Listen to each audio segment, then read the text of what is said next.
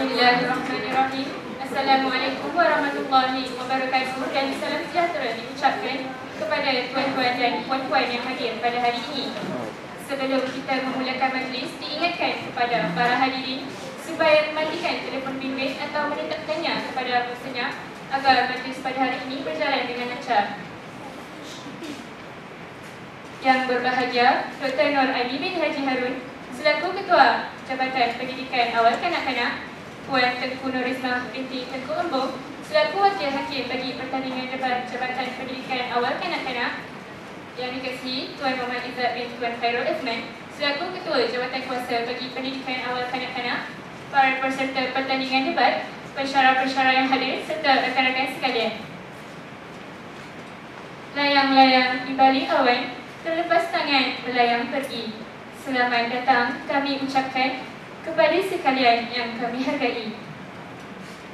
Untuk makluman para hadirin, pada hari ini akan berlangsungnya pertandingan debat yang dianjurkan oleh Jabatan Pendidikan Awal Kanak-Kanak bertujuan untuk menjayakan amali bagi subjek pengucapan awam serta untuk memantapkan lagi persediaan dan kemahiran guru-guru pelatih pendidikan awal kanak-kanak dalam subjek pengucapan awam.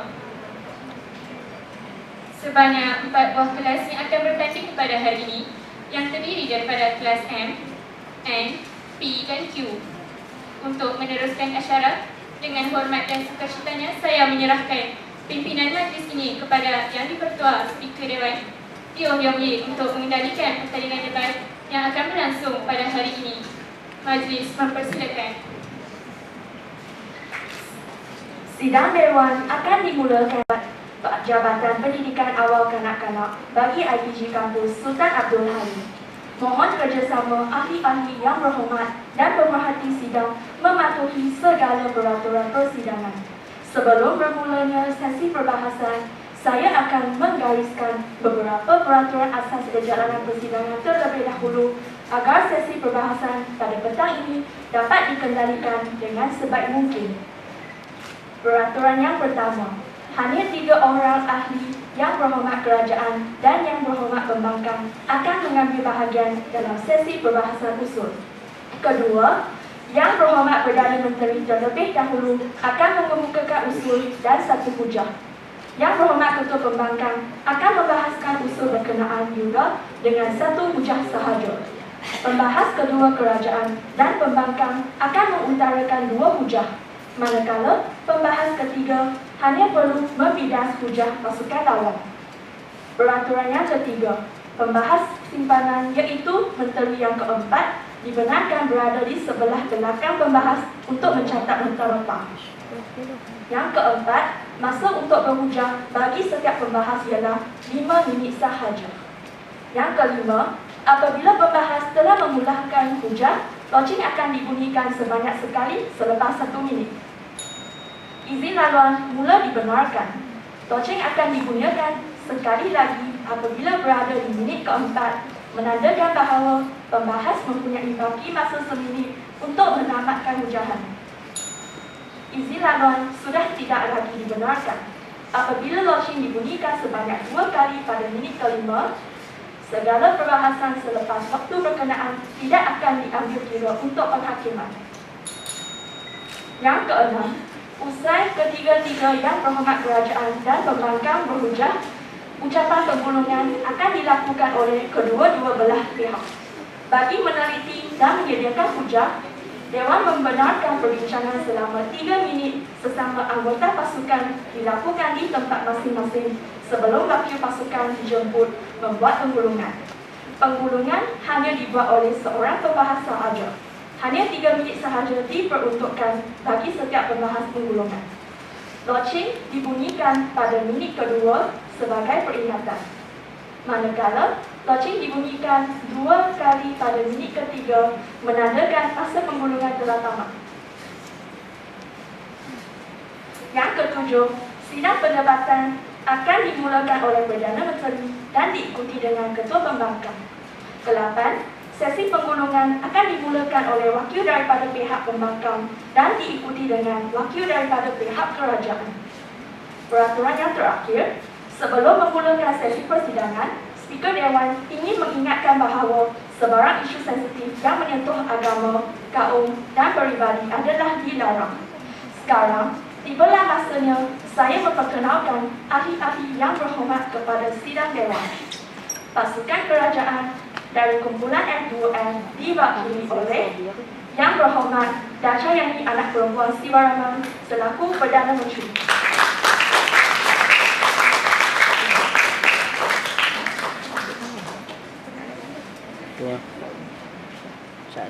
Tunggu dia ni.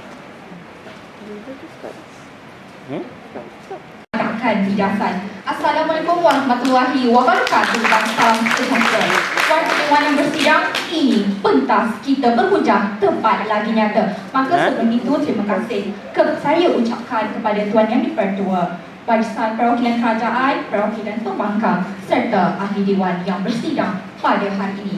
Saya selaku Ketua Pembangkang akan mulakan rentak bangkangan di Perwakilan Pembangkang dengan membuat semakan definisi yang telah dibentangkan oleh Perwakilan Kerajaan sebentar tadi.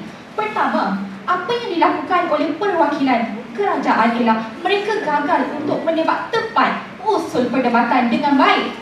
Hal ini kerana apa yang dibuktikan oleh Perwakilan Kerajaan ialah mereka mengatakan STEM ini terdiri daripada STEM ini adalah tunjang yang diintegrasikan 4 bidang, termasuklah sains, teknologi, kejuruteraan dan juga matematik. Persoalan saya kepada pihak kerajaan, adakah keempat-empat ini diperlukan dalam pendidikan prasekolah pada hari ini?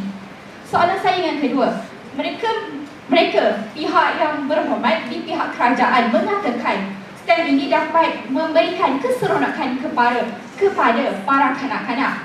Saya boleh katakan, sekiranya kita tidak mengaplikasikan STEM dalam pendidikan, kita juga boleh dapat mengaplikasikan keseronokan dalam subjek-subjek lain seperti ini.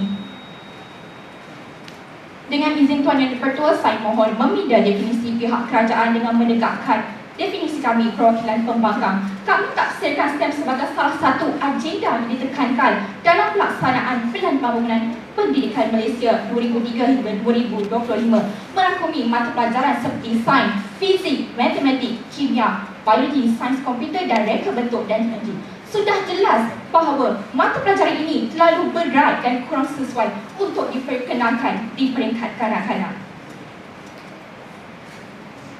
Yang di-Pertua dan ahli-ahli Dewan untuk menolak usul pada hari ini. Kami di pihak perbankan telah menyediakan beberapa hujah yang kukuh. Terdapat 3 hujah. Hujah yang pertama, STEM menjadi beban kepada kanak-kanak. Hujah kedua, penyediaan material untuk menjalankan aktiviti STEM. Dan pembangkang ketiga akan membidas dan membetulkan kepincangan hujah kerajaan di samping mengukuhkan hujah-hujah pihak kami.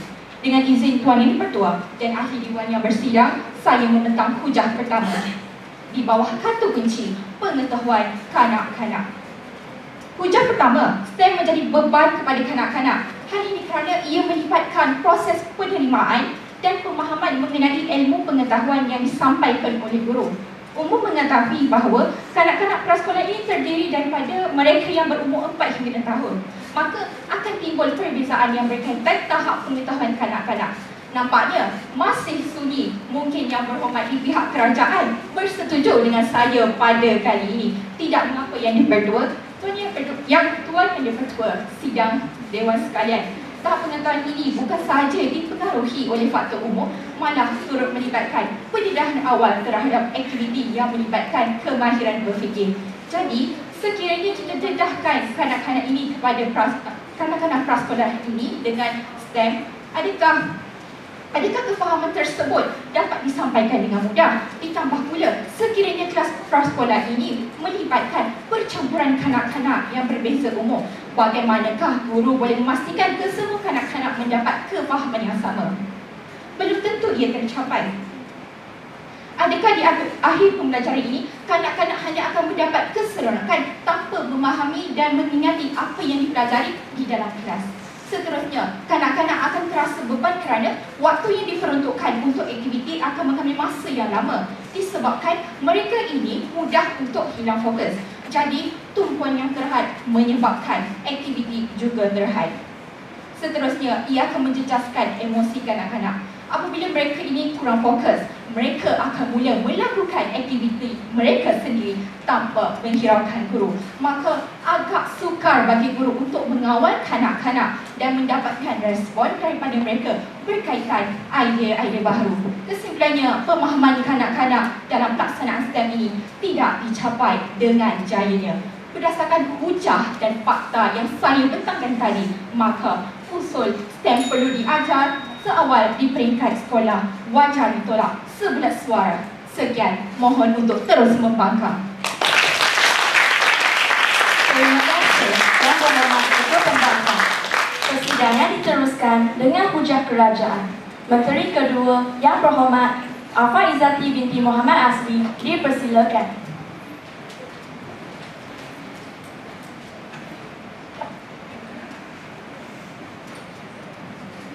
Assalamualaikum warahmatullahi wabarakatuh. Selamat sejahtera dan selamat petang. Yang berhormat Ketua Speaker Dewan, pegawai-pegawai persidangan, yang berhormat kerajaan dan yang berhormat pembangkang selaku Perdana Menteri.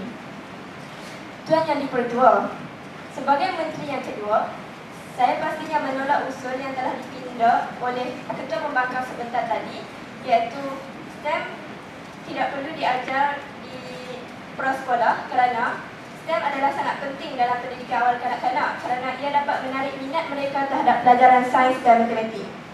Kemerosotan pelajar memilih aliran sains sudah menjadi isu yang agak lama dibincangkan di negara ini kerana keadaan itu tentu sahaja dilihat tidak seiring dengan ledakan perkembangan teknologi yang semakin canggih.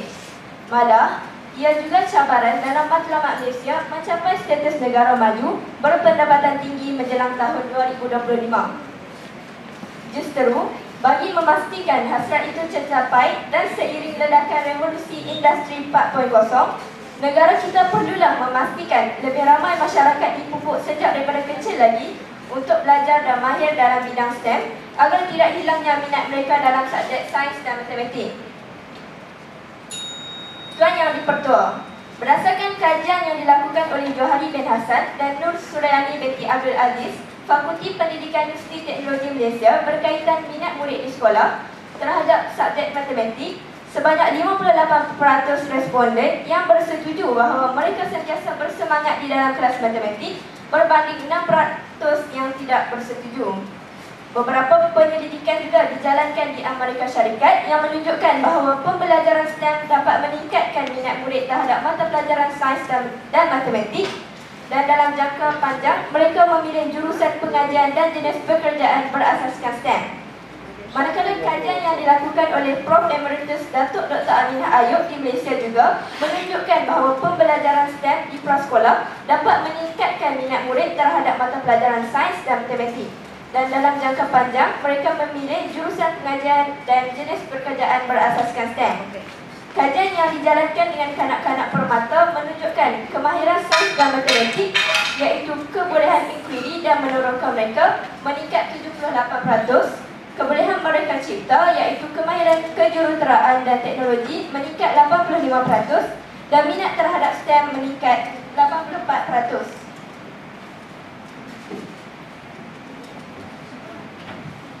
Untuk melaksanakan usul kita pada hari ini, iaitu STEM perlu diajar seawal di peringkat prasekolah, wajarlah ditolak. Hal ini kerana guru prasekolah akan menghadapi cabaran di mana cabaran ini dapat mengurangkan keberkesanan STEM dalam pendidikan awal kanak-kanak. Di sini, saya akan mengemukakan cabaran yang perlu diambil kira oleh guru dalam menyokong pembelajaran kanak-kanak dalam bidang STEM. Antaranya ialah guru-guru mahir dalam merancang aktiviti dari aspek kandungan dan juga proses pembelajaran yang boleh meningkatkan kefahaman, pengetahuan dan kemahiran kanak-kanak dalam bidang STEM. Menurut kajian yang telah dilakukan oleh Madani dan Suarawi pada tahun 2019, mereka mendapati bahawa guru yang berpengalaman tentang STEM lebih mudah untuk mempraktikkan pengajaran yang berdasarkan STEM ini semasa mengajar kanak-kanak. Manakala guru yang kurang berpengalaman pula perlulah menghabiskan banyak masa untuk mempelajari dan memahami STEM serta mengetahui cara untuk mengajar kanak-kanak di sekolah. Nampaknya pihak kerajaan semakin terpekun dan terpukau dengan pendirian kami pada hari ini. Maka, usul STEM perlu diajar seawal di peringkat prasekolah wajarlah ditolak dan tidak diterima pakai. Itu sahaja. Terima kasih atas pencerahan tadi.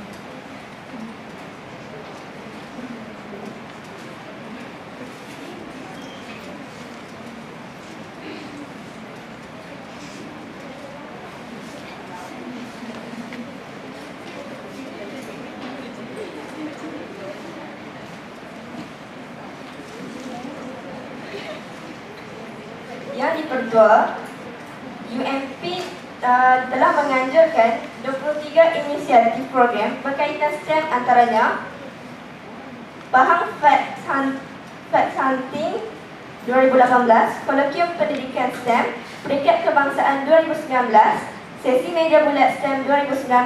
Jadi melalui program ini, guru diberi peluang untuk mengikuti bengkel robotik dan membuat aplikasi robot dan kanak-kanak dapat membuat aplikasi robot secara hands-on. Jadi ia dapat meningkatkan dan menambahkan pengetahuan dalam pengajaran dan pembelajaran bersama murid di sekolah.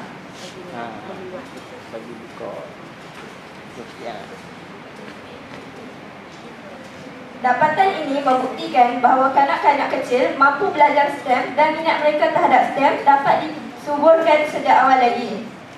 Hasil ini selari dengan beberapa penyelidikan di Amerika yang menunjukkan bahawa pembelajaran STEM dapat meningkatkan minat murid terhadap mata pelajaran sains dan matematik, dan dalam jangka masa panjang mereka memilih. Sekian, terima kasih. Serta tidak, setiap izin laluan yang diberikan oleh pihak lawan yang berhormat tidak boleh mencela sekiranya tidak diberi kebenaran. Izin laluan yang diberikan juga tidak boleh terlalu panjang kerana ia adalah satu kesalahan untuk mengganggu masa hujahan pihak lawan. Kini, Dewan menjemput pula pembangkang kedua yang berhormat Nur Fatihah binti Rosli untuk menyanggah kerajaan. Dipersilakan. Ikan susu, kelapa muda, pencuci mulut jadi hidangan. Salam sejahtera pembuka bicara, gelanggang debat saya mulakan. Terima kasih Tuan Yang di-Pertua, rakan-rakan pimpinan perwakilan pembangkang, rakan-rakan baru dari pihak kerajaan, hadirin hadirat warga dewan yang bersidang. Assalamualaikum warahmatullahi wabarakatuh. Salam perdebatan dan salam keluarga Malaysia buat semua. Tuan Yang di-Pertua, hari ini selaku pembangkang kedua, saya akan memindas hujah-hujah yang telah disampaikan oleh panel perwakilan kerajaan, dan seterusnya saya akan meneruskan wasilah perjuangan hujah di panel perwakilan pembangkang. Mari kita lihat pemindasan saya terhadap hujah-hujah yang telah disampaikan oleh kerajaan agar kita dapat membezakan antara kaca dan permata, namun jauh hari jua yang mengenal mankam. Kita lihat hujah yang telah disampaikan oleh Menteri kedua di bawah kata kunci menarik minat kanak-kanak. Bagi saya, kata kunci yang telah diberikan oleh Menteri kedua adalah tidak relevan kerana kata kunci Menteri kedua adalah sama dengan kata kunci Perdana Menteri di bawah pengalaman pembelajaran yang bermakna dan menyeronokkan kanak-kanak. Bagi saya, huraian antara Perdana Menteri dan Menteri kedua adalah sama, iaitu untuk menarik minat kanak-kanak untuk belajar tentang STEM. Persoalan saya, adakah STEM sahaja yang boleh menyerapkan minat dalam sains dan matematik, sedangkan dalam kurikulum standard pembelajaran ada juga elemen-elemen sains dan matematik. Baiklah, Tuan Yang di-Pertua, kami akan beralih kepada hujah kami yang kedua di bawah kata kunci penyediaan material untuk menjalankan aktiviti STEM. Warga dewan sekalian, dalam menjalankan aktiviti STEM, kita memerlukan penyediaan material yang mencukupi untuk setiap pelajar. Tuan Yang di-Pertua, penyediaan material memerlukan sejumlah wang yang agak besar. Namun, apa yang boleh kita lihat ialah dana yang diberikan oleh Kementerian Pendidikan Malaysia hanyalah RM2,500 setahun sahaja. Jika dibahagi RM2,500 Malaysia ini kepada 12 bulan, maka pihak persekolah hanya akan mendapat RM200 Malaysia sahaja selama sebulan. Namun, dana ini bukan sahaja untuk membeli bahan material, ia juga untuk menaik taraf dan menceriakan prasekolah. Pada mata kasar kita, mungkin nilai RM200 Malaysia ini terlihat besar. Namun sebenarnya, RM200 Malaysia ini hanyalah nilai yang sangat kecil. Tambahan pula, harga barang yang semakin naik akan mengurangkan lagi nilai RM200 Malaysia ini. Seterusnya, saya akan sertakan satu contoh aktiviti untuk membuka mata semua pihak tentang kos atau wang yang diperlukan dalam menjalankan aktiviti STEM. Contoh aktiviti STEM untuk kanak-kanak prasekolah ialah membuat kereta solar. Tuan Dipertua, contoh aktiviti yang saya nyatakan dalam memenuhi keempat-empat elemen, iaitu dari segi sains, dari segi solar, teknologi dari segi penggunaan kereta solar tersebut, dengan izin Dipertua, engineering dari segi binaan kereta solar, dan matematik dari segi ukuran dalam membuat kereta solar. Namun berdasarkan pencarian yang telah saya lakukan di internet, saya mendapati bahawa harga sebiji kereta solar sahaja mencecah RM10. Jadi jika kita ingin membelikan kepada 25 orang pelajar, ia akan mendapat RM250. Ia telah melebihi dana Kementerian Pendidikan Malaysia yang telah berikan kepada kita. Tambahan pula, dapatan kajian daripada artikel yang bertajuk Guru Prasekolah dalam Menerapkan Pendidikan STEM telah membuktikan bahawa untuk melaksanakan aktiviti STEM kita memerlukan dana yang besar. Sebagaimana pernyataan guru studi berikut di dalam artikel, penyediaan bahan dan material pelaksanaan aktiviti juga sangat penting. Cuba bayangkan, semua aktiviti elemen STEM perlu melibatkan dengan izin Dipertua hands-on. Apabila melibatkan aktiviti dengan izin Dipertua hands-on, persediaan bahan dan radas perlu lebih untuk kanak-kanak melakukan aktiviti secara individu, walaupun ada aktiviti yang boleh dilakukan secara kumpulan kecil dan kumpulan besar. Tetapi ada juga aktiviti-aktiviti yang memang kanak-kanak itu perlu melakukannya secara individu. Ini membuktikan bahawa peruntukan yang diberikan tidak cukup bagi melaksanakan aktiviti STEM. Oleh itu, Tuan Yang Dipertua dan ahli-ahli Dewan, tidak ada lagi keraguan, yang gelap sudah jadi terang, yang bengkok sudah jadi lurus. Usul kerajaan amat tidak relevan dan tidak memberi manfaat jika diluluskan. Atas dasar kenyataan tersebut, saya mohon usul ini untuk dikaji semula untuk kepentingan masyarakat Malaysia. Justru kami sekali lagi mencabar pihak kerajaan untuk membuktikan bahawa STEM perlu diajar seawal usia prasekolah, maka usul ini wajar ditolak. Dengan itu, Tuan Yang Dipertua, kami mohon untuk terus membangkang. Terima kasih. Lagi dengan menjemput Menteri Ketiga Yang Berhormat Lokali. Silakan Yang Berhormat.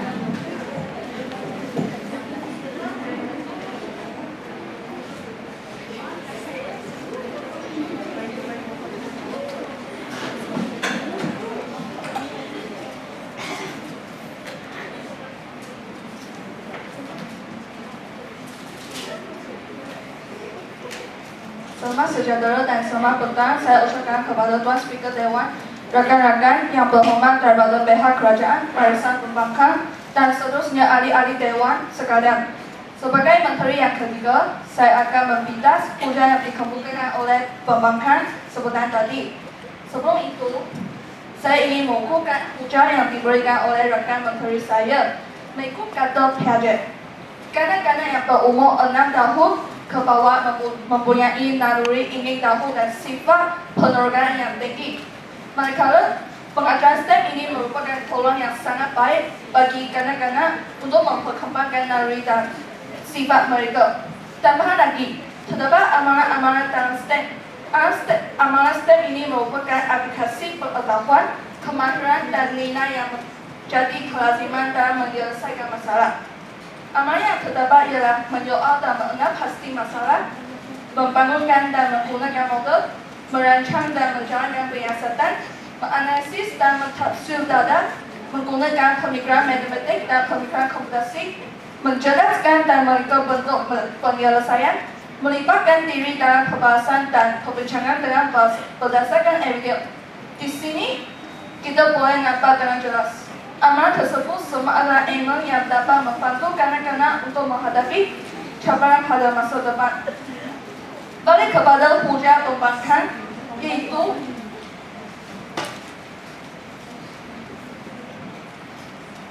puja Perdana Menteri dan Menteri kedua puja mereka sama, tetapi pada pendapat saya, puja yang diberikan sama lebih mengukuhkan puja bahawa STEM ini perlu diajar awal kepada peringkat awal. Sebab itu, STEM ini memang boleh merangsang minat kanak-kanak kerana STEM ini terdiri dari saiz. Saiz ini banyak bentuk yang dapat memberi peluang kepada kanak-kanak untuk merangsang minat mereka. Jika ketiadaan saiz, apakah yang benar kami boleh merangsang minat mereka? Bagaimana guru untuk menjalankan aktiviti untuk merangsang minat mereka dan bagi peluang kepada kanak-kanak untuk menerka. Bagi hujah yang harga yang mahal bagi menjalankan aktiviti STEM, bagi kereta solar, kita tidak perlu kereta solar ini dan kita dapat pihak sekolah dapat mendapat pemanfaatan komuniti, yaitu PIBG, guru, ibu bapa, badan korporat dan pihak swasta NGO. Komuniti ini boleh memberikan pemanfaatan dan pertolongan kepada pihak sekolah untuk menjalankan STEM ini dengan lancar. Oleh itu, harga ini tidak boleh dipertimbangkan untuk menolak usul STEM ini perlu diajak awal kepada peringkat sekolah. Sebab itu, hujah yang STEM ini menjadi beban kanak-kanak ini juga tidak perlu dipertimbangkan hal ini kerana pihak sekolah dan guru boleh merangkau bentuk STEM ini yang dapat menepati tahap sesuai kepada kanak-kanak. Kita ada sekolah menengah, kita ada sekolah rendah, tadika dan pasca. Oleh itu, kita boleh merangkau bentuk yang STEM yang sesuai bagi semua tahap. Tidak perlu mengikut yang tahap yang susah. Seterusnya, STEM ini boleh memberikan keserongan kepada kanak-kanak kerana aktiviti STEM ini dapat memberi banyak hands-on aktiviti kepada kanak-kanak seperti natural work dan sebagainya. Bagi kanak-kanak yang tidak dapat fokus dalam aktiviti STEM ini, sebenarnya ini bergantung kepada pengurusan guru. Hal ini dapat diselesaikan oleh latihan yang dijalankan oleh pihak kerajaan. Hal ini kerana pihak kerajaan akan memberikan latihan kepada guru untuk memahirkan skill mereka. Oleh itu, tuan yang dipertua, di sini pihak kerajaan menyokong usul STEM ini perlu diajak awal pada peringkat prasekolah. Terima kasih. Terima kasih Yang Berhormat Menteri Ketiga. Pembangkang ketiga Yang Berhormat Uzma Farisha binti Rizwan. Dipersilakan.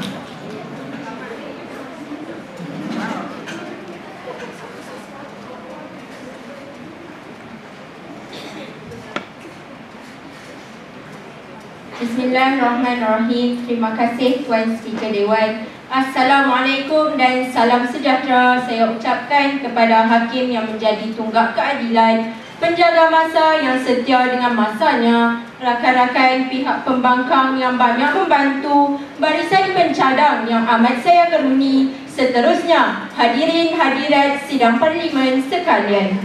Tuan yang dipertua, usul masih tetap sama, iaitu STEM perlu diajar seawal di peringkat prasekolah. Namun, memegang mandat selaku pembangkang ketiga pada hari ini yang sentiasa memikirkan kepentingan guru, murid dan ibu bapa di negara ini, sekali lagi tonggak dari barisan pembangkang bangkit dari meneruskan perjuangan kami tetap terus tidak bersetuju dengan usul yang digagaskan oleh Yang Berhormat Perdana Menteri sebentar tadi.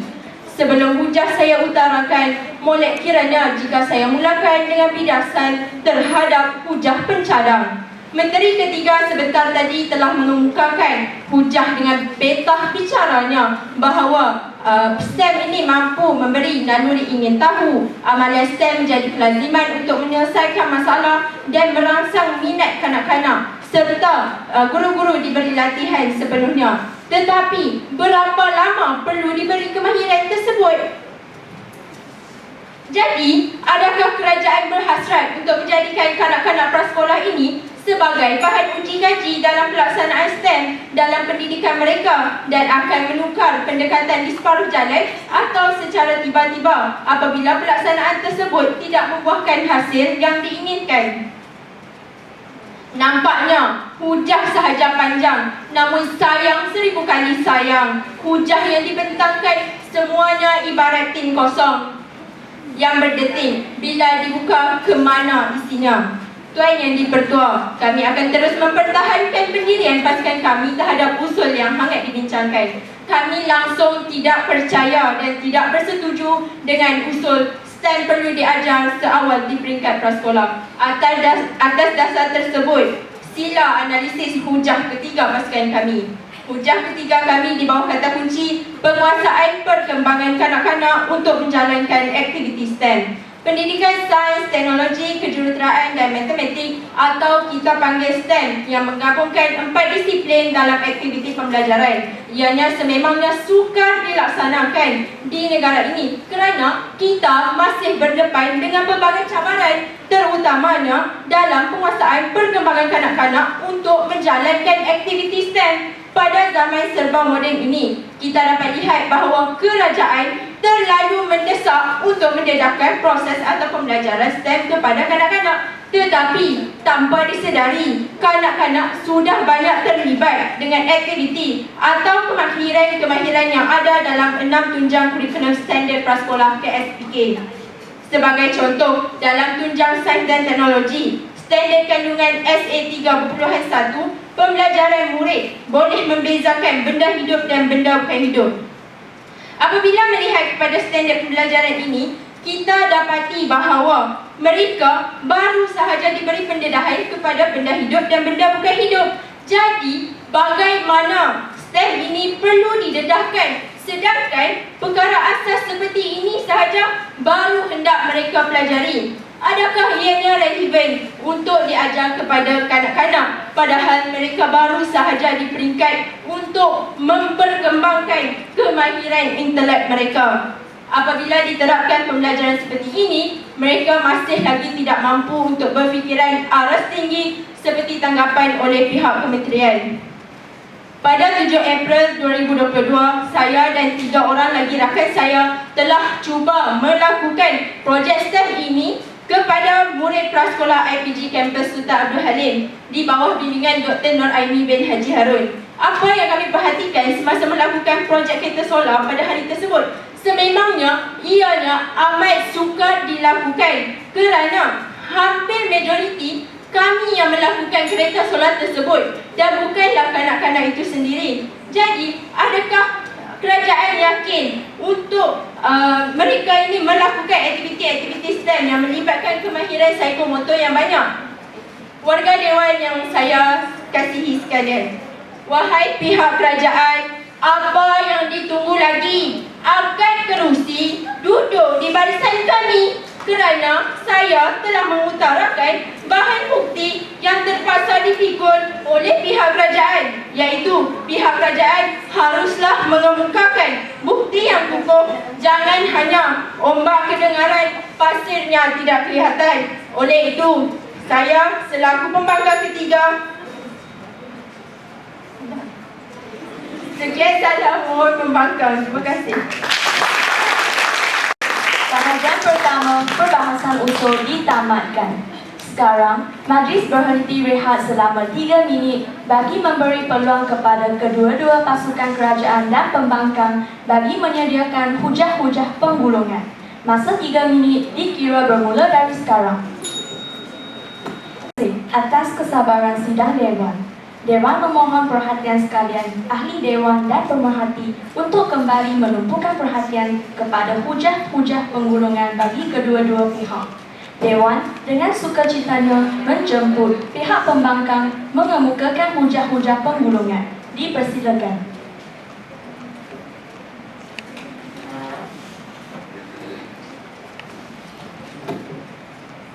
Salam terima kasih sekali lagi yang berhormat Tuan Yang di-Pertua, rakan-rakan pembangkang yang berhormat, jemaah kabinet, seterusnya ahli-ahli Dewan yang dihormati.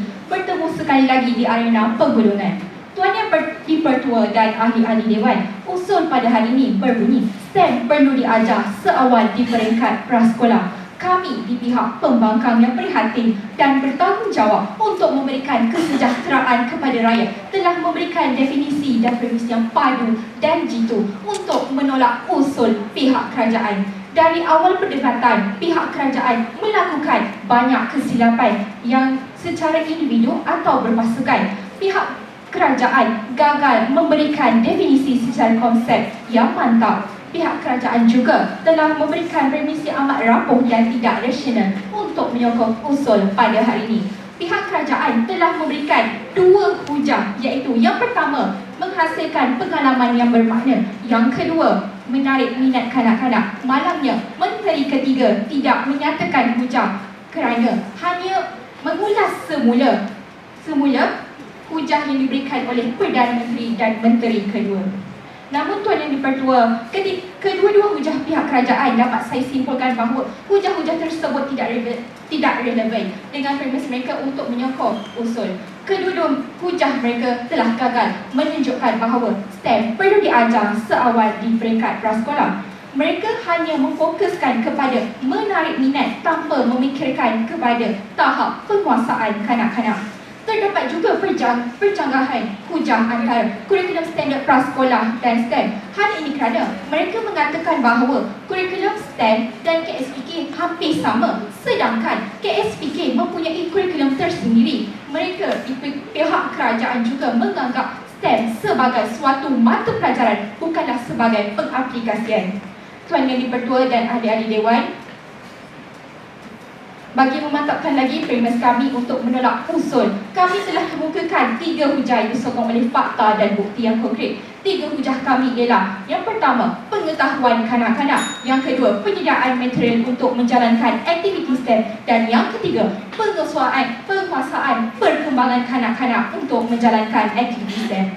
Oleh itu, Tuan Yang di-Pertua dan ahli-ahli Dewan, tidak ada lagi keraguan, yang gelap dah jadi terang, yang bengkok telah lurus. Usul kerajaan amat tidak relevan dan tidak memberi manfaat jika diluluskan. Nampaknya kerajaan kita pada hari ini tidak membuat persediaan yang cukup sebelum membentangkan usul. Hujah-hujah yang dibentangkan umpama menanam tebu di bibir sahaja. Janganlah ahli-ahli yang berhormat berpedaya dengan janji Dewan untuk menerima usul. Akhirnya, saya menyuruh kepada ahli-ahli Dewan menggunakan kebijaksanaan dan kewarasan untuk menolak usul pada hari ini demi membina sebuah negara bangsa yang bersatu padu. Sekian, mohon usul ditolak.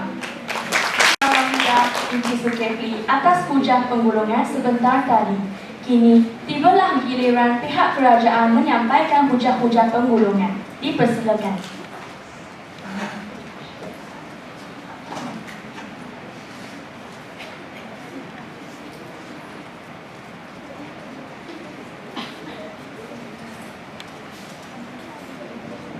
Terima kasih saya ucapkan kepada Tuan Yang di-Pertua, Barisan Kerajaan, Perwakilan Pembangkang Rakyat yang berhormat, sidang parlimen sekalian. Kami dari pihak kerajaan menolak usul yang dikemukakan oleh pihak pembangkang kerana seperti yang dikatakan oleh pembangkang kedua tentang kereta solar ini kereta solar tu boleh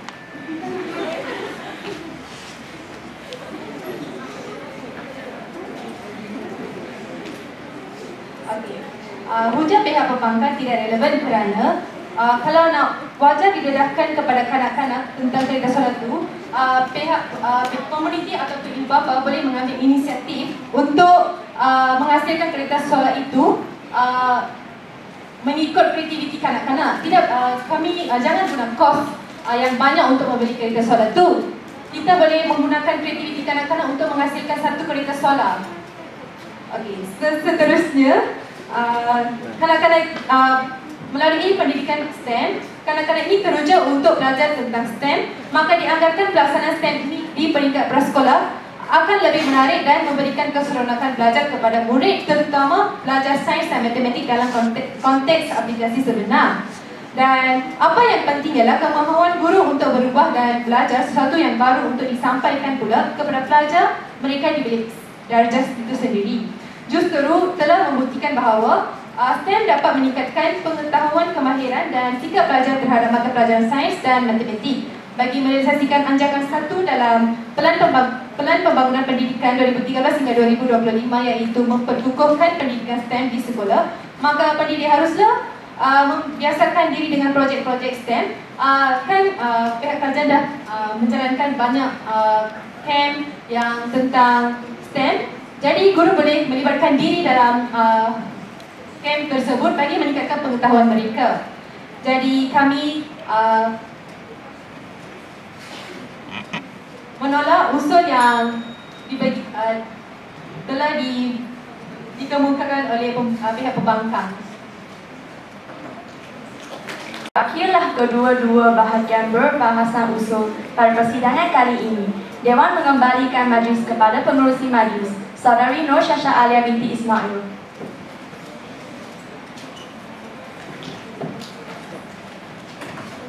Maka dengan ini, tamatlah sesi pertandingan debat yang pertama di antara kelas Q dan juga M. Seterusnya, kita beralih kepada sesi kedua, iaitu perbahasan di antara kelas N dan juga kelas P. Dengan ini, saya menyerahkan kembali kepada Speaker Dewan.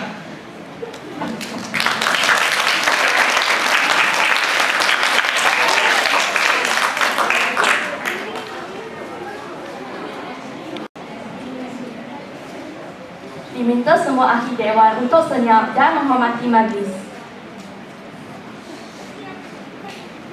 Pasukan kerajaan dari kumpulan F2N diwakili oleh Yang Berhormat Nur Azafira binti Azman selaku Perdana Menteri.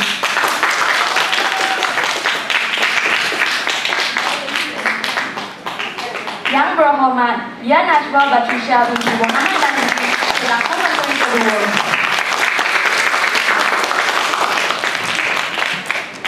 Yang Berhormat Nur Alia Fazana binti Muhammad Faisal selaku Menteri Ketiga.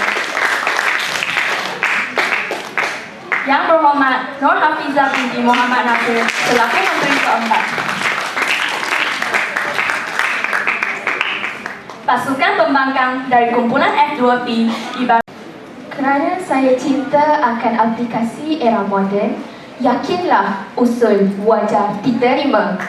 Sebelum itu, terima kasih Yang di-Pertua, Kerajaan, Pembangkang serta warga Dewan yang bersidang. Assalamualaikum dan salam perdebatan saya titipkan buat anda semua.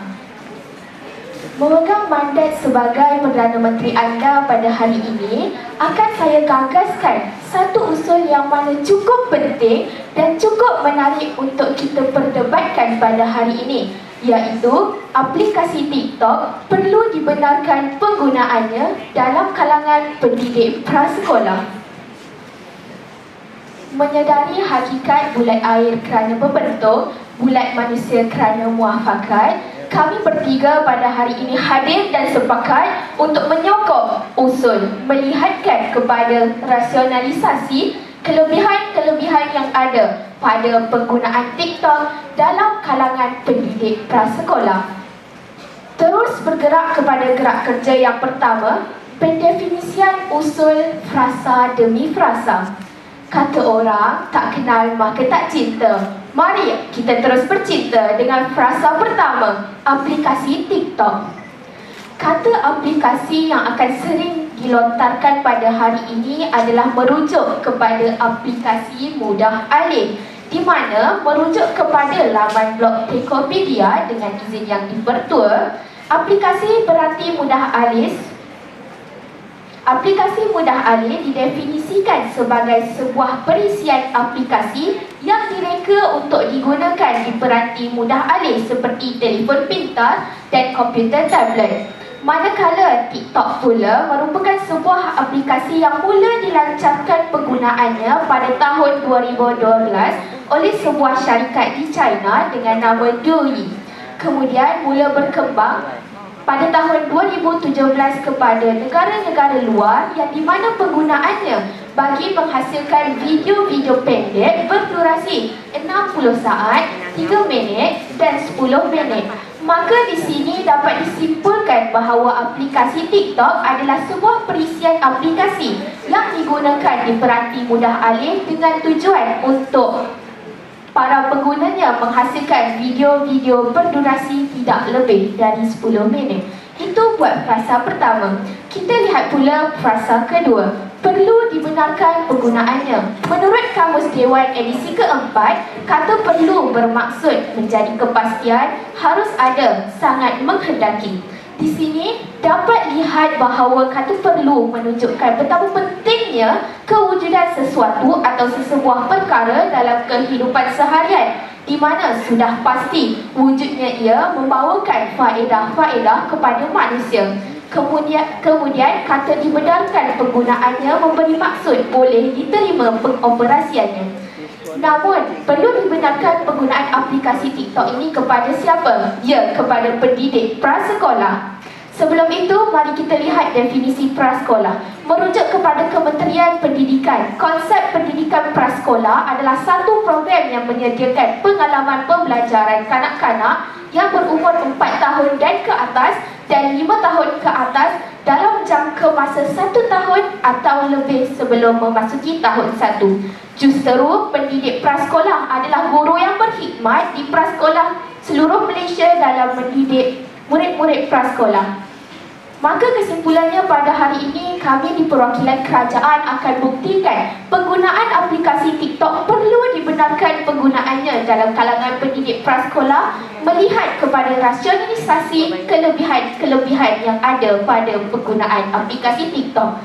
Dan hanya satu yang saya minta, perwakilan pembangkang pada hari ini perlu bersemuka dengan kami dan membuktikan bahawa pendidik prasekolah tidak mampu untuk menggunakan aplikasi TikTok ini bagi membawa transformasi kepada pendidikan negara. Hadirin sekalian, maka lahirlah 3 hujah di perwakilan kerajaan. Sebentar lagi akan saya ceritakan kepada anda tentang hujah yang pertama di bawah kata kunci menggalakkan budaya ilmu dan kecaknaan. Duduk saya bangkit pula Timbalan Perdana Menteri akan membentangkan hujah kedua di bawah kata kunci fleksibiliti menggalakkan mandiri, serta hujah ketiga di bawah memungkinkan modernisasi pedagogi. Duduk beliau bangkit pula Menteri Pertahanan seperti biasa akan meranakkan pihak lawan. Terus kepada hujah pertama di bawah perwakilan kerajaan bawah kata kunci menggalakkan budaya ilmu dan kecaknaan. Pendidik prasekolah merupakan insan yang memikul tanggungjawab melahirkan anak bangsa yang stabil dari segi jasmani, emosi, rohani dan intelek, dan merujuk kepada matlamat KSPK serta mempunyai kemahiran asas dalam kehidupan. Namun, pendidik prasekolah tidak akan dapat melakukan ini tanpa bantuan para ibu bapa kerana seperti yang kita tahu, kanak-kanak prasekolah banyak meluangkan masa di rumah. Maka wujudnya aplikasi TikTok ini untuk membantu ibu bapa dalam mendidik anak-anak dengan cara penghasilan video intipati pengajaran di kelas daripada pendidik prasekolah tentang ilmu berkaitan pendidikan awal kanak-kanak. Saya buktikan satu contoh pendidik prasekolah yang telah menggunakan media TikTok untuk mempamerkan kepada masyarakat serta meningkatkan pengetahuan komuniti tentang bagaimana untuk mengajarkan murid-murid PAKK. Penggunaan aplikasi TikTok di bawah akaun bernama Cikgu. Masa sudah tamat. Dewan menjemput Ketua Pembangkang Yang Berhormat Nur Kasrina Umairah binti Azwan untuk membahaskan usul berkenaan. Dipersilakan.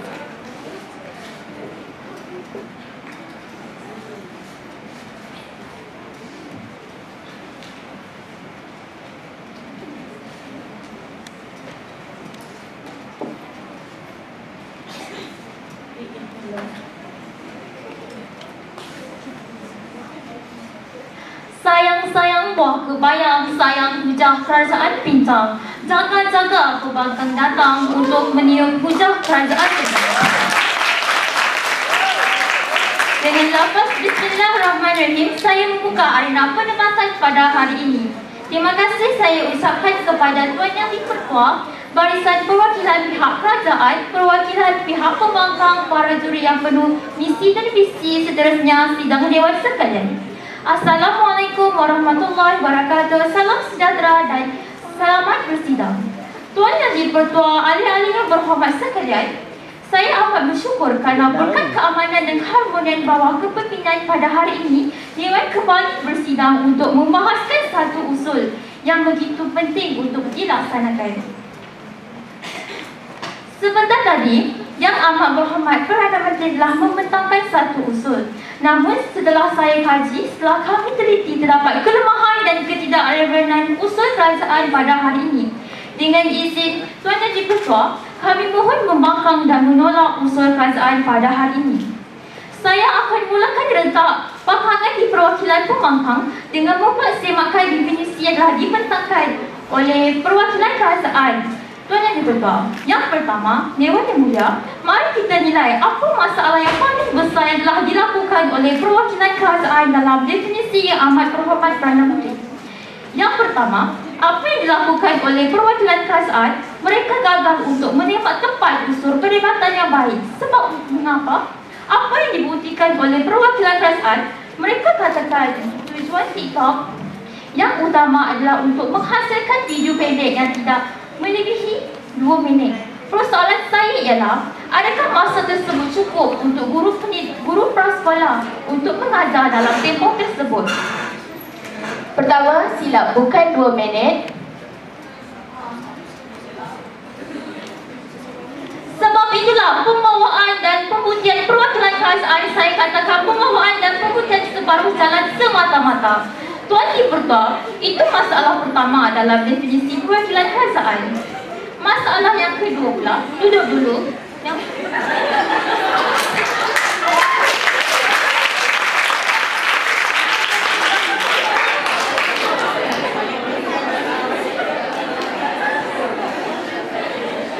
Seterusnya, amat berhormat Perdana Menteri telah memberikan satu premis hujah yang rapuh, iaitu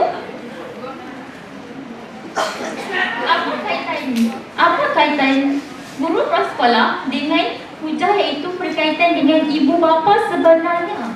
Kenapa kaitan dengan ibu bapa? Di sini kami mementingkan guru pendidikan prasekolah. Kenapa perlu kaitan ibu bapa di sini?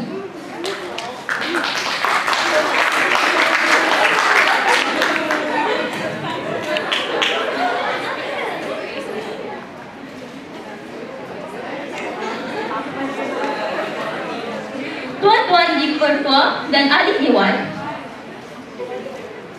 yang berhormat, sila duduk. Tuan-tuan yang Di-Pertua dan ahli-ahli Dewan, untuk menolak usul pada hari ini, pihak pembangkang telah meletakkan satu premis yang amat simplistik untuk mengukuhkan premis pihak pembangkang bagi menolak usul. Kami telah meletakkan 3 strategi utama, iaitu saya selaku ketua pembangkang akan membentangkan hujah pertama, iaitu guru prasekolah dapat memberi sepenuh perhatian ketika proses pengajaran dan pembelajaran berlaku apabila menggunakan aplikasi TikTok. Manakala pembangkang kedua akan membentangkan 2 hujah, iaitu yang pertama, pelanggaran hak kanak-kanak dan etika perguruan. Yang kedua, pembawaan aplikasi TikTok oleh kanak-kanak selepas waktu pengajaran dan pembelajaran. Pembangkang ketiga pula, saya telah amanahkan untuk membidas dan membetulkan kebijakan hujah kerajaan yang cuba meraih simpati ahli Dewan untuk menerima usul yang mereka bentangkan. Seterusnya, pembangkang ketiga juga akan mengukuhkan hujah-hujah pihak pembangkang untuk menolak usul pada hari ini. Dengan izin Tuan Yang Di-Pertua dan ahli-ahli Dewan, saya membentangkan hujah pertama pembangkang, iaitu guru prasekolah dapat memberi sepenuh perhatian ketika proses pengajaran dan pembelajaran berlaku disebabkan mengejar kepentingan diri sendiri dengan menggunakan aplikasi TikTok. Menurut Aminuddin Awal, Presiden Kesatuan Perkhidmatan Perguruan Kebangsaan Malaysia berkata, penggunaan media sosial khususnya secara langsung semasa waktu bertugas rasmi adalah sesuatu yang salah. Apatah lagi jika ia lebih bersifat mempopularkan diri sendiri. Hal ini amat tidak sihat dan menyalahi peraturan serta patut dihentikan. Demi menjaga imej profesi keguruan, pihak pentadbir sekolah dan pejabat pendidikan daerah perlu bertindak dengan tegas. Guru sepatutnya menumpukan sepenuh perhatian kepada kanak-kanak yang berada di depan mata secara fizikal. Hal ini kerana pembelajaran yang berkesan memerlukan interaksi 2 hala. Apabila guru menggunakan aplikasi TikTok dalam pembelajaran, guru tidak akan fokus kerana mata hanya tertumpu kepada telefon dan tidak menghiraukan kanak-kanak yang diajarnya. Menteri Pendidikan Malaysia, Datuk Razzie Jekin, tindakan itu mungkin boleh mendatangkan kesan negatif terhadap kanak-kanak kerana mereka akan dipertontonkan oleh setiap usulnya. Berdasarkan hujah fakta yang saya bentangkan tadi, jelaslah bahawa fakta dan hujah kami selaras dengan premis kami. Oleh itu, wajarlah ditolak sebulat suara. Sekian, saya mohon untuk terus membangkang. Yang Dr. Batrisya binti Muhammad Nazri. Dipersilakan.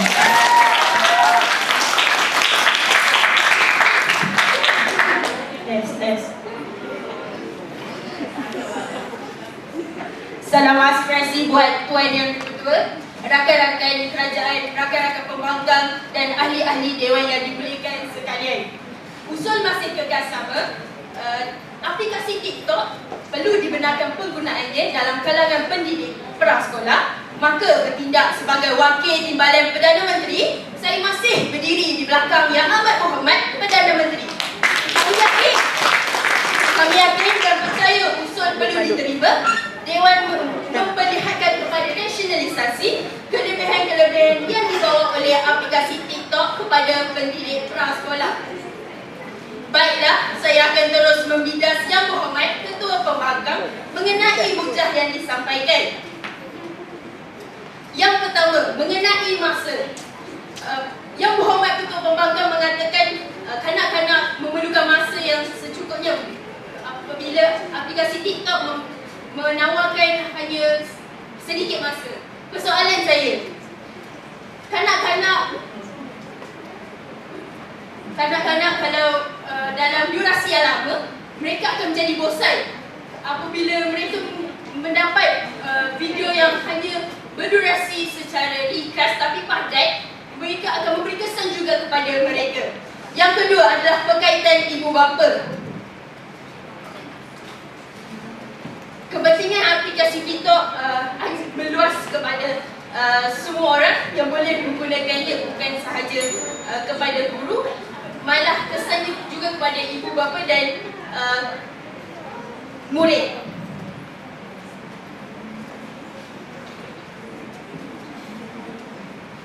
Baiklah, selesai pembidasan di perwakilan pembangkang, saya akan teruskan pula dengan pembawaan kami di meja kerajaan.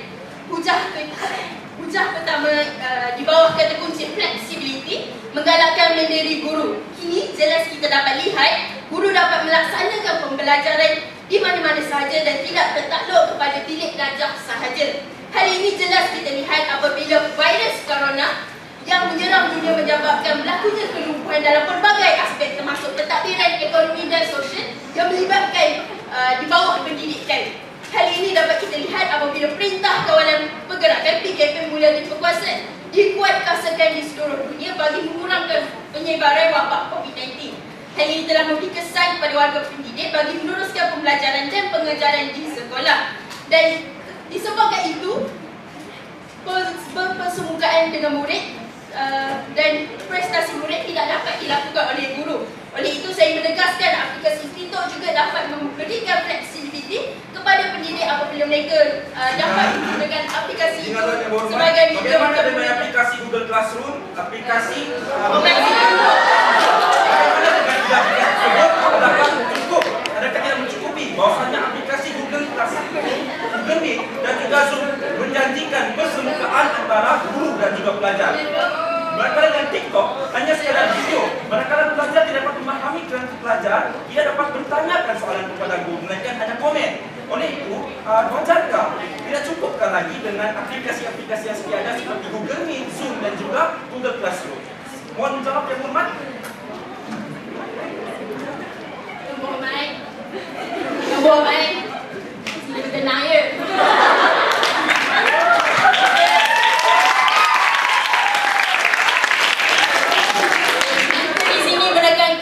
Kanak-kanak itu sendiri. Kanak-kanak kalau nak menggunakan Google Classroom amat sukar untuk mereka. Berbanding dengan aplikasi TikTok, mereka hanya melihat dan guru atau ibu bapa dapat memantau mereka. Video itu dapat ulang-ulang kali bagi mereka. Berbanding dengan Google Classroom.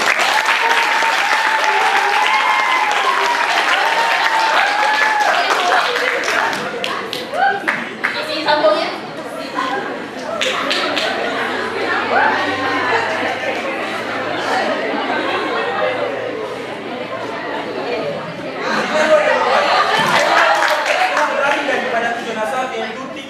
Penggunaannya guru, tetapi kerusi saya belum panas Yang Berhormat.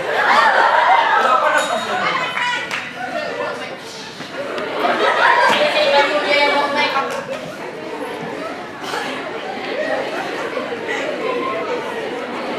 Aplikasi TikTok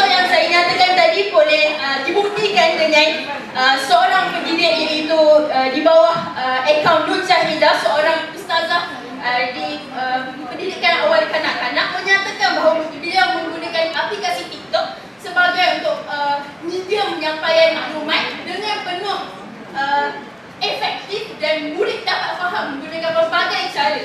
Baiklah, saya akan meneruskan dengan hujah yang kedua, iaitu yang dibawa kepada kata kunci memungkinkan modernisasi pedagogi. Seperti yang kita sedia maklum, negara kita semakin berkembang pesat seperti cendawan tumbuh selepas hujan. Alangkah kedai mamak ini sudah banyak apatah lagi pendidikan, bukan?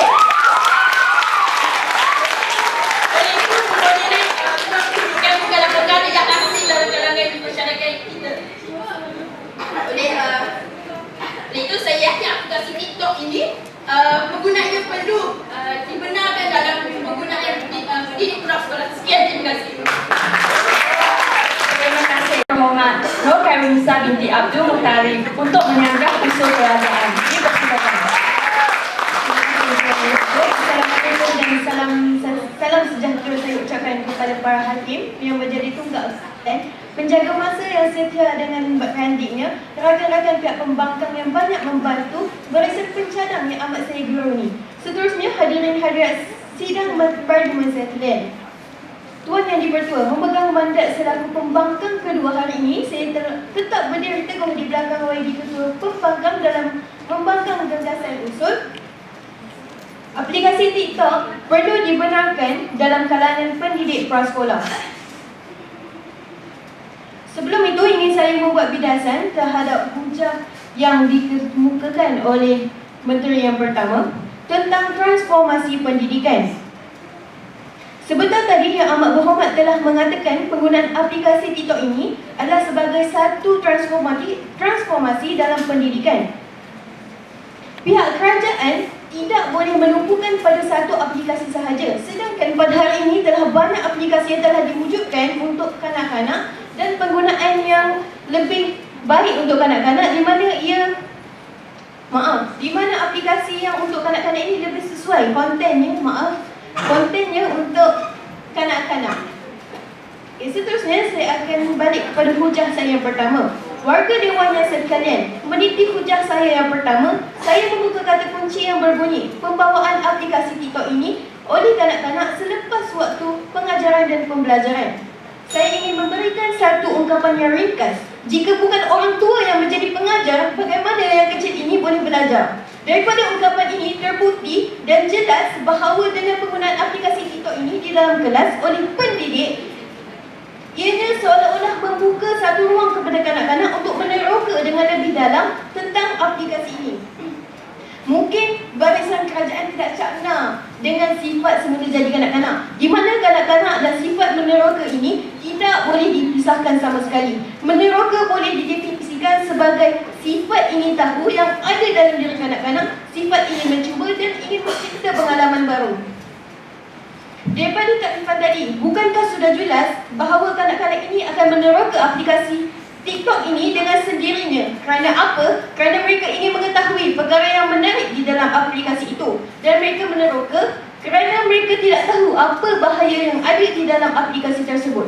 Mungkin akan ada yang kata, ibu bapa kan ada, ibu bapa boleh mengawasi. Tapi, lihat dewan sekalian, pada hari ini berapa ramai ibu bapa membenarkan gadget pada tangan kanak-kanak tanpa pengawasan. Jika alasan penggunaan aplikasi TikTok di dalam kelas adalah untuk menarik minat kanak-kanak, usahlah menggunakannya. Masih banyak lagi aplikasi pembelajaran yang sesuai untuk kanak-kanak. Saya ingin memberi satu contoh. Seorang guru menggunakan dan menunjukkan aplikasi TikTok kepada kanak-kanak di dalam kelas. Secara tidak langsung, kanak-kanak ini akan terpengaruh dan mencuba menggunakan aplikasi ini di rumah. Jadi, bukankah ada kebaran kalian untuk kanak-kanak ini terpengaruh kepada unsur negatif yang ada di dalam aplikasi ini? Warga Dewan sekalian, meniti hujah yang seterusnya, saya membuka kata kunci yang berbunyi penggunaan aplikasi TikTok melanggar etika perguruan dan hak kanak-kanak. Saya terangkan terlebih dahulu tentang hak kanak-kanak. Menurut Akta Kanak-kanak 2001, kanak-kanak didefinisikan sebagai individu yang berumur 18 tahun ke bawah. Hak kanak-kanak pula adalah hak yang telah disenaraikan di dalam konvensyen mengenai hak kanak-kanak. Terdapat 4 hak yang tetap yang ada di dalam konvensyen hak kanak-kanak. Tetapi dalam isu ini, dalam usul ini, hak perlindungan kanak-kanak telah dilanggar. Apabila guru menggunakan TikTok semasa pengajaran dan pembelajaran dijalankan, hak perlindungan kanak-kanak yang sepatutnya dijaga secara tidak langsung dilanggar. Apabila guru mula memuat naik video kanak-kanak yang berdurasi beberapa minit itu di aplikasi TikTok mereka dan akaun peribadi mereka. Seterusnya ialah melanggar kod etika perguruan. Kod etika merupakan satu alat kawalan sosial yang digunakan sebagai panduan mengawal sedia tingkah laku ahli sesuatu profesi. Kementerian Pendidikan Malaysia telah mengeluarkan surat keliling tentang garis panduan nilai dan etika penggunaan media sosial bagi guru dan juga murid. Berdasarkan etika penggunaan media sosial oleh guru yang terkandung di dalam garis panduan dikeluarkan ini, guru tidak boleh menggunakan media sosial untuk tujuan peribadi semasa waktu bekerja atau waktu sesi pengajaran dan pembelajaran dijalankan. Timbalan Menteri Pendidikan 2018, Datuk P. Kamalanatan telah mengatakan di dalam sebuah akhbar bahawa guru dibenarkan untuk membawa telefon bimbit ke sekolah, tetapi tidak dibenarkan membawanya ke dalam kelas, iaitu semasa sesi PDP dijalankan. Jadi, jika kerajaan sendiri yang telah menguatkuasakan ketidakbolehan guru menggunakan telefon dalam pembelajaran, bagaimana hari ini kerajaan telah membuka satu ruang dan peluang untuk pendidik menggunakan telefon bimbit semasa sesi PDP dijalankan? Di mana sebenarnya pendirian pihak kerajaan? Menteri ketiga Yang Berhormat Nur Alia Farzana binti Muhammad Faizal. Silakan Yang Berhormat.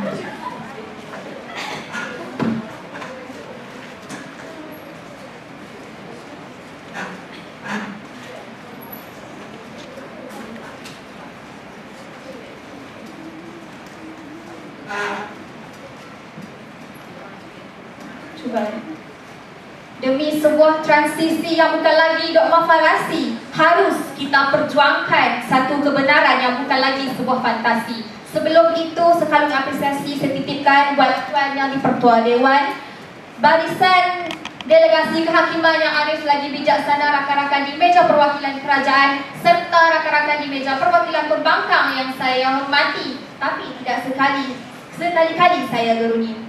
Memegang mandat selaku Menteri Pertahanan pada meja kerajaan, pada hari ini saya akan melakukan 2 obligasi yang saya kirakan cukup mudah. Yang pertama, saya akan meranapkan hujah konseptual yang telah dibawa oleh meja pembangkang sebentar tadi. Dan yang kedua, saya akan meneguhkan kembali apa yang tersirat dan tersurat di meja perwakilan kami.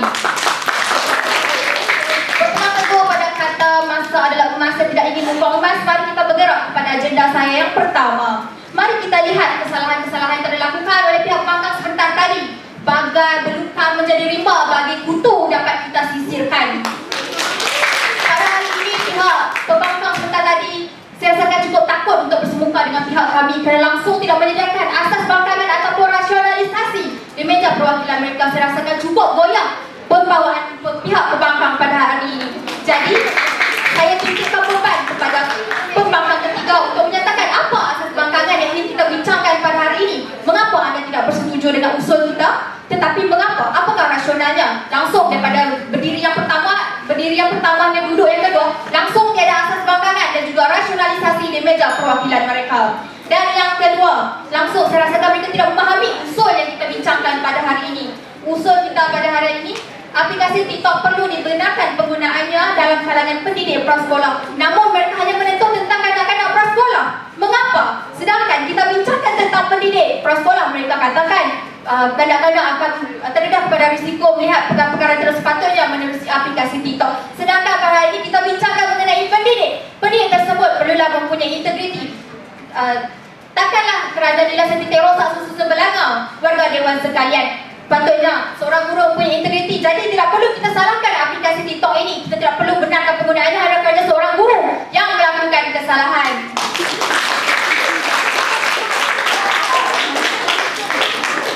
Seterusnya saya akan bergerak ke kepada agenda saya yang kedua untuk membilas satu persatu kesalahan yang telah dilakukan di meja perwakilan pembangkang, bermula daripada pembangkang yang pertama, iaitu tentang pembangkang kita yang sangat bergaya. Namun sayang, 1000 kali sayang, kata-katanya kosong seperti buah kedempung, berisi namun kosong di dalamnya.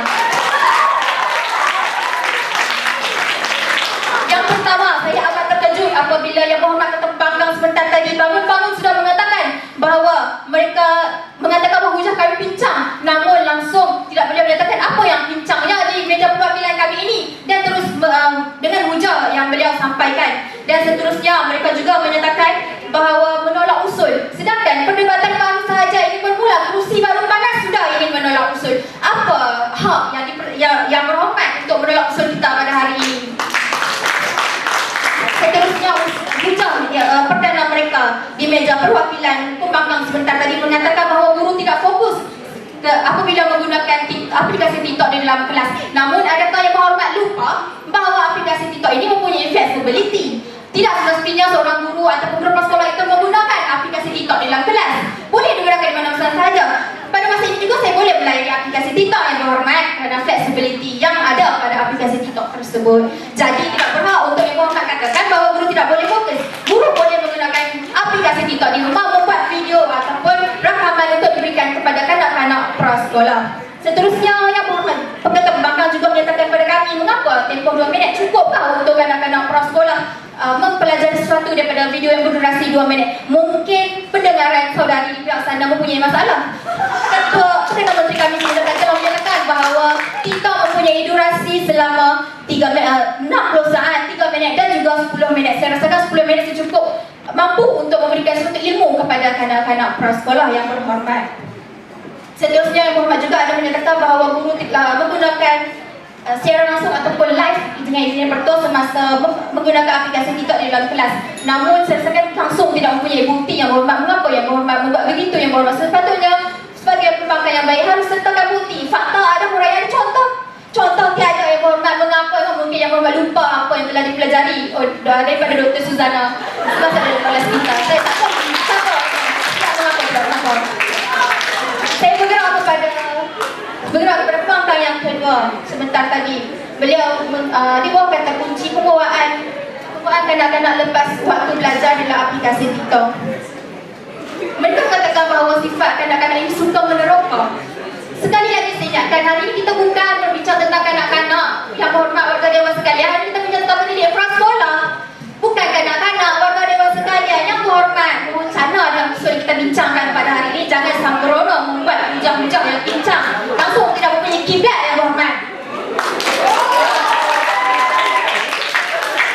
seterusnya mereka juga mengatakan bahawa akan melanggar etika perempuan dan juga hak kanak-kanak namun ini saya bangkitkan pada hari ini. Presiden Kesatuan Perkhidmatan Perguruan Kebangsaan Malaysia NUTP Aminuddin Awang pernah berkata bahawa pihak mereka menyokong sepenuhnya penggunaan media sosial terutamanya TikTok di dalam jika digunakan untuk tujuan pembelajaran warga dewan sekalian. Jadi tiada apa yang saya pinta, hanya kredibiliti 3/3 dewan serta yang dipertua untuk menyokong usul pada hari ini, melihatkan kepada rasionalisasi hukum meja perwakilan kami, iaitu melihatkan kepada kelebihan yang dibawa oleh aplikasi TikTok dalam membuat transformasi kepada pendidikan. Sekian, mohon untuk terus mencadang. Sekian, terima kasih. Pertama, sesi perbahasan usul disudahi dengan hujah pembangkang ketiga Yang Berhormat Rafizi Yohanli bin Ramli. Dipersilakan.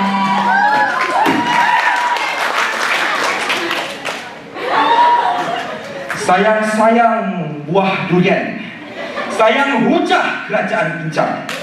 Jaga-jaga pihak di seberang, pembangkang ketiga datang bertanda. Terima kasih Tuan Speaker Dewan. Bismillahirrahmanirrahim. Yang dihormati Tuan Ini Pertua, delegasi perwakilan kerajaan yang kelihatan goyah di seberang sana, yang penuh dengan bidasan tetapi mana hujahnya. Seterusnya ialah rakan-rakan kontradiksi di sebelah saya yang telah bersedia, yang telah melontarkan pandangan, mematahkan hujah rapuh daripada pihak kerajaan. Seterusnya sidang dewan yang saya muliakan sekalian, Assalamualaikum warahmatullahi wabarakatuh dan salam bersidang buat semuanya.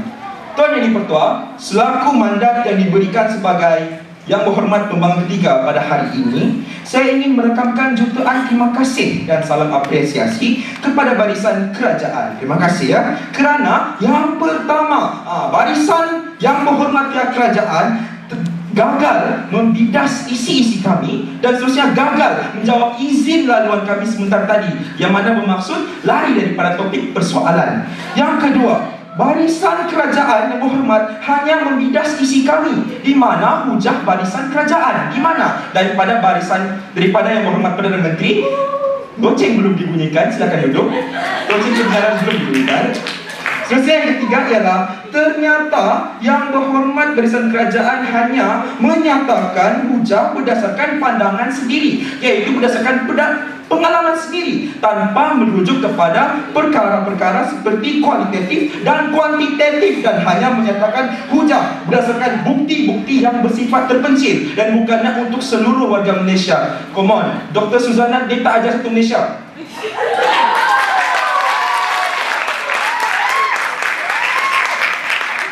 Tuan Yang di-Pertua, berdirinya saya selaku YB Pembangkang Ketiga pada hari ini, panaskan kursi itu dulu. Saya akan mengajak anda semua untuk mengintai dan merungkai permasalahan yang dibawa oleh meja kerajaan. Di bawah gagasan yang bunyi, aplikasi TikTok perlu dibenarkan penggunaannya dalam kalangan pendidik prasekolah. Berdiri pun tidak guna, soalannya tiang ngaruh. Silakan duduk. Namun begitu, Tuan Yang di-Pertua, persoalannya di sini, aplikasi TikTok mempunyai lebih banyak kontra daripada kebaikan. Maka pada hari ini, Tuan Yang di-Pertua, saya akan membawakan kepada anda semua khususnya untuk mengupas segala persoalan ini, seterusnya mematahkan hujah-hujah rapuh yang telah dibawakan oleh meja kerajaan. Tuan Yang di-Pertua, sebentar tadi menteri-menteri daripada barisan kabinet kerajaan telah membawakan beberapa isu dan juga beberapa hujah, antaranya iaitu transformasi pendidikan yang disebutkan oleh Yang Berhormat Perdana Menteri. Masalahnya di sini, sidang dewan serta yang dihormati Tuan Pengetua, Tuan Yang di-Pertua, maafkan saya, mengapa perlu melibatkan ibu bapa dalam perbincangan kita, sedangkan fokus kita pada hari ini skopnya sudah tertumpu kepada perbincangan mengenai kebenaran kepada pendidik. Dari sini kita sudah melihat kesalahan dan juga perbincangan hujah yang mana pihak kerajaan melibatkan orang yang tidak dilibatkan dalam perbincangan kita pada hari ini. Seterusnya juga daripada menteri yang kedua, dia telah membawakan hujah di mana yang berbunyi fleksibiliti kepada guru-guru, di mana TikTok boleh digunakan sebagai fleksibiliti. Tapi sebagaimana yang saya telah tanyakan sebentar tadi, kita ada aplikasi-aplikasi lain, Google Meet, Zoom, Google Classroom. Kenapa tidak gunakan aplikasi tersebut? Meskipun TikTok ni boleh digunakan pada mana-mana tempat dan juga mempunyai video durasi yang pendek, tetapi tahukah anda semua bahawasanya kanak-kanak ini dia perlukan penerangan. Oleh itu, tanpa penerangan, silakan duduk, tanpa penerangan daripada seorang guru, tanpa juga bersifat bersemuka seperti yang kita ada di Google Classroom dan juga Google Meet, guru kanak-kanak itu tidak akan faham tentang apa yang telah dipelajari. TikTok tidak perlu digunakan, tidak dapat digunakan untuk memberikan huraian yang lengkap dan tidak menjamin kefahaman pelajar terhadap suatu topik tersebut.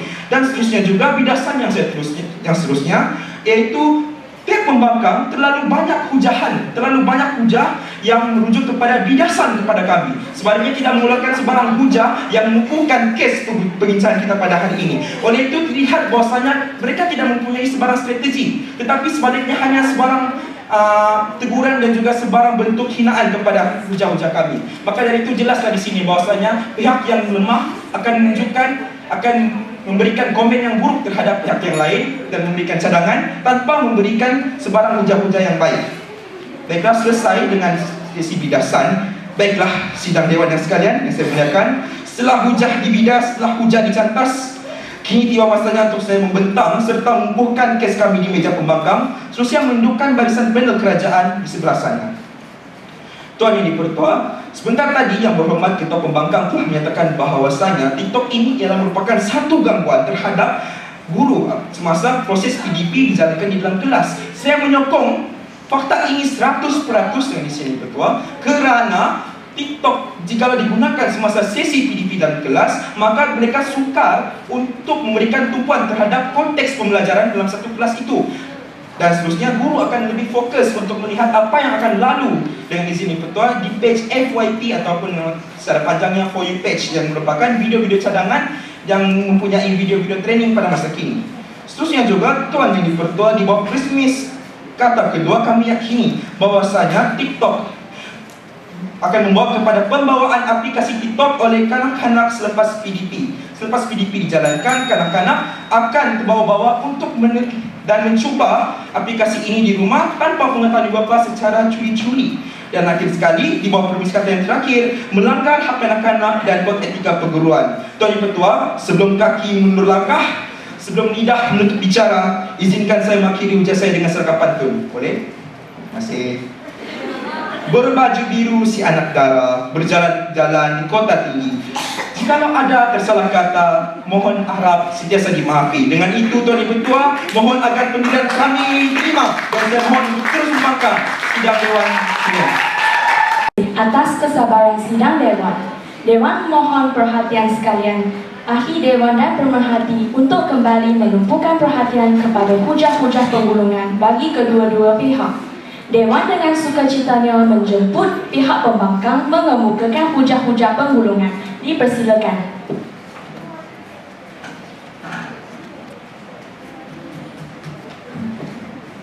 Assalamualaikum. Terima kasih sekali lagi. Yang berhormat Tuan Yang Ketua, rakan-rakan pembangkang yang berhormat Jabatan Kabinet Menteri, seterusnya ahli Dewan yang dihormati sekalian, bertemu sekali lagi kita di arena penggulungan. Tuan Yang Ketua, usul pada hari ini yang berbunyi, aplikasi TikTok perlu dibenarkan penggunaannya dalam pendidik prasekolah.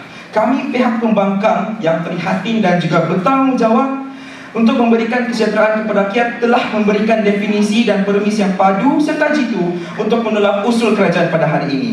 Dari awal perdebatan, pihak kerajaan banyak melakukan kesilapan yang jelas lagi nyata secara individu dan juga berpasukan. Dan pihak kerajaan juga gagal memberikan definisi secara konsep yang mantap. Maka dari itu, pihak kerajaan juga telah memberikan premis yang matrapuh dan juga tidak rasional.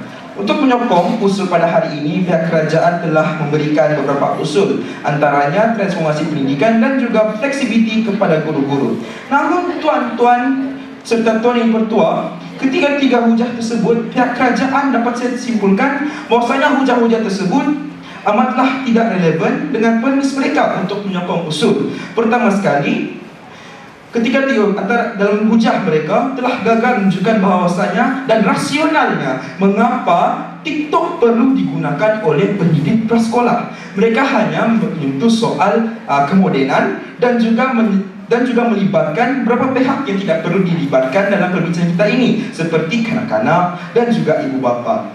Maka dari itu, Tuan Yang Dipertua dan ahli-ahli Dewan yang saya muliakan, kami telah membuat kajian dan penyelidikan.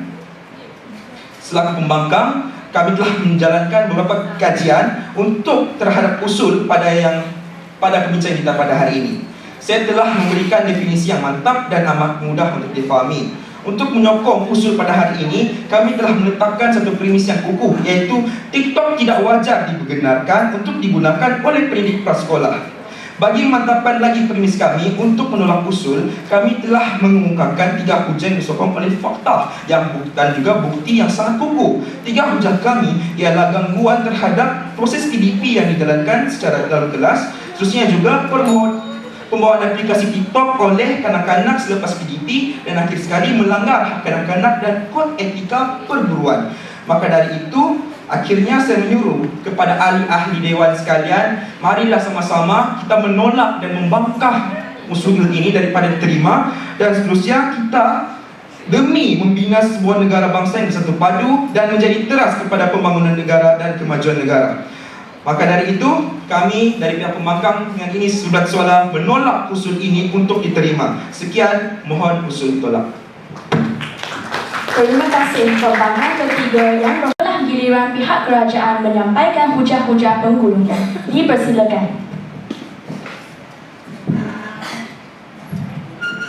Terima kasih Tuan Yang-Pertua Dewan serta 3/3 ahli Dewan sekalian. Bertemu kita sekali lagi di arena penggulungan ini bebas tanpa sebarang izin laluan. Baiklah, pada hari ini saya akan melakukan 3 obligasi yang telah saya cerahkan kepada akronim-akronim mudah iaitu alif, ba dan ta. Alif merujuk kepada analisis, ba iaitu bangkangan pihak sana, dan ta iaitu tuntasnya. Bergerak kepada analisis bergerak kepada kerja saya yang pertama iaitu untuk melakukan analisis terhadap penghujahan yang telah dilakukan di meja perwakilan kerajaan sebentar tadi. Kami telah mengemukakan 3 hujah murni di meja perwakilan kami iaitu yang pertama, menggalakkan budaya ilmu dan juga kecanaan guru-guru. Yang kedua, flexibility, memungkinkan mandiri guru. Dan yang ketiga, modernisasi pedagogi kepada guru-guru. Pada hari ini kekuatan meja perwakilan kami adalah kami mengikut terus usul yang kita bincangkan iaitu usul aplikasi TikTok perlu dibenarkan penggunaannya dalam kalangan pendidik prasekolah. Pendidik prasekolah seperti kita tahu adalah guru. Jadi pada hari ini kami mengikut terus iaitu membincangkan mengenai pendidik ataupun guru, dan kami tidak langsung melibatkan pihak-pihak lain seperti yang telah dilakukan oleh pihak pembangkang sebentar tadi.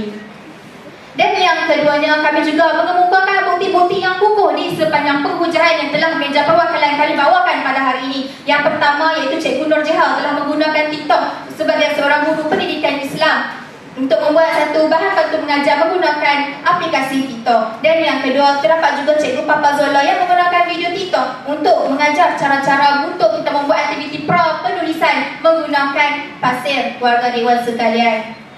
Terus kepada langkah kerja saya yang kedua iaitu bangkangan terhadap pembawaan pihak pembangkang sebentar sahaja tadi. Pihak mereka langsung tidak mengemukakan apa asas bangkangan ataupun rasionalisasi meja perwakilan mereka. Saya rasakan sangat cukup goyah, tidak mempunyai pendirian warga dewan sekalian. Itu silap mereka. Mengapa mereka tidak mempunyai rasional? Itu yang kami ingin tanyakan, tapi tidak mengapa masa perdebatan sudah habis warga dewan sekalian.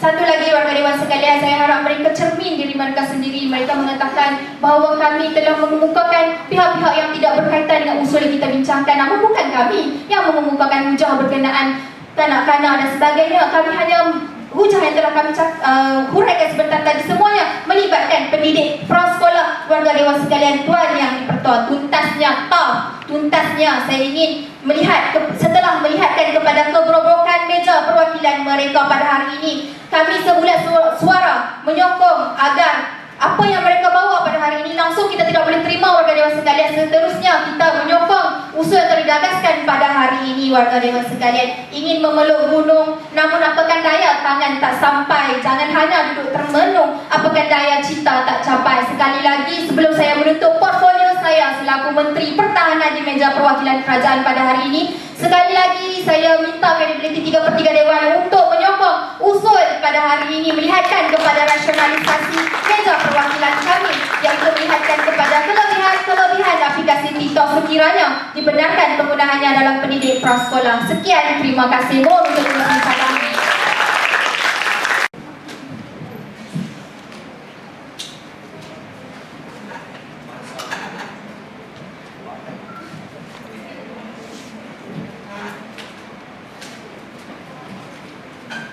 Demikian berakhirnya majlis perbahasan yang sungguh hangat dan mendebarkan pada hari ini yang dijayakan oleh keempat-empat kelas M, N, P dan Q. Majlis mengucapkan terima kasih kepada Yang di-Pertua Speaker Dewan dan para pendebat serta para hakim, petugas majlis dan seluruh warga Dewan dalam menjayakan acara pertandingan debat pada kali ini. Pohon langsat berbuah lebat, ambil galah jolokkan hamba. Begitu hangat orang berdebat, menang kalah adat berlumba. Sebelum mengundur diri, saya bagi pihak majlis menyusul 10 jari memohon maaf atas segala salah dan silap sepanjang majlis ini berlangsung. Sekian, wabillahi taufiq wa hidayah. Wassalamualaikum warahmatullahi wabarakatuh.